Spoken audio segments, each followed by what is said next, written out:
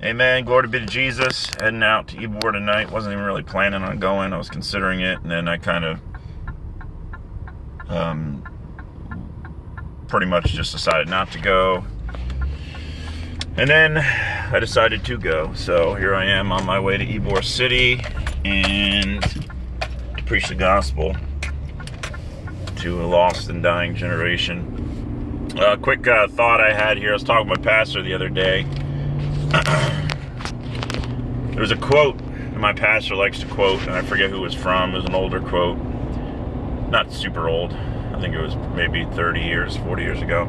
It said, the problem with the church in America is that wives don't want to submit to their husbands, and that the church doesn't want to submit to God.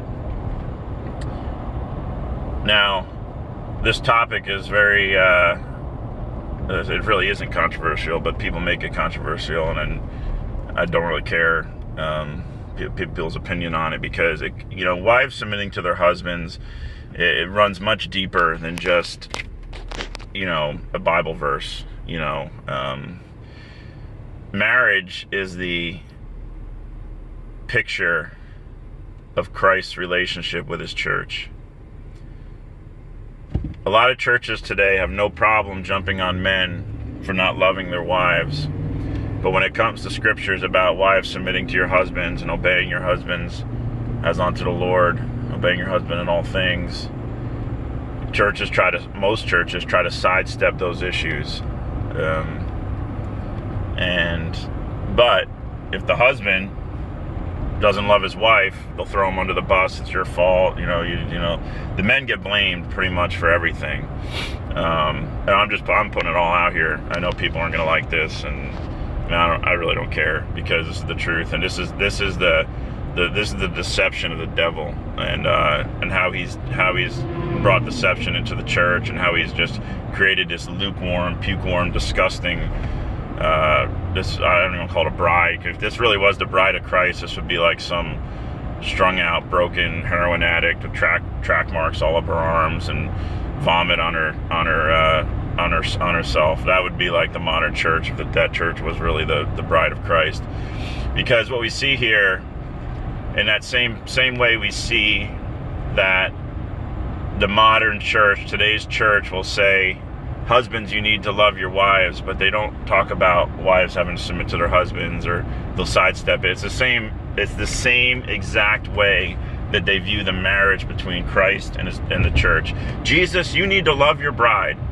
You need to love your bride. You promised to love your bride. You need to love your bride. But then when it comes to the bride submitting to Christ, we don't really need to submit to Christ. We've got grace. We've got grace. It's the same exact thing.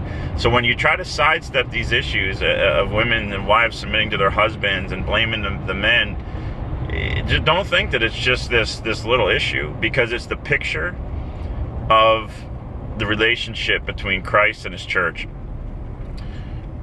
Men don't deserve, it's not like we deserve these women that are going to obey us and submit to us. We do not deserve it. God deserves the obedience of wives submitting to your husbands and obeying your husbands. In 1 Peter chapter 3, it talks about it, and we all know these verses. But the really important part, I believe of that, is if you look in the middle of verse 2 on,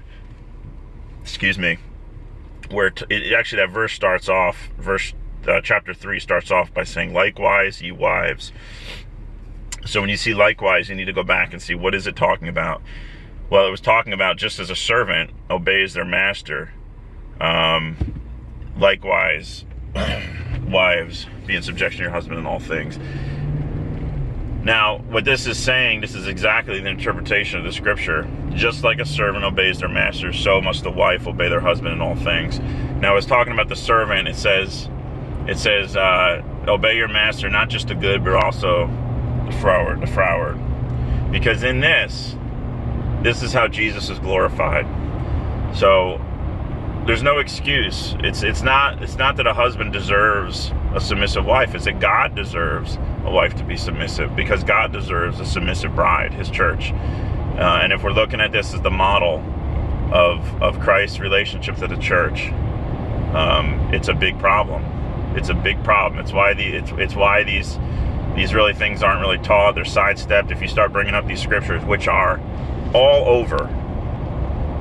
over the New Testament. I've heard people say, well, Paul, it wasn't just Paul. Peter talked about it. And if it was just Paul writing to a bunch of, or it was just a bunch of people writing to like one church, you could say, oh, well, there must have been a problem with the wives in that church.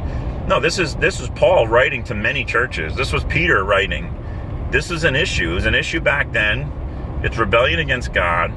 It's the same mindset that most Christians today have. We don't need to submit to God, but Jesus, husband, Jesus, you better love your bride. But we as the bride, we don't need to submit. We're under grace. Submit yourselves to God. Resist the devil, he shall flee from you. Draw nigh to God, he will draw nigh to you. Praise be to Jesus.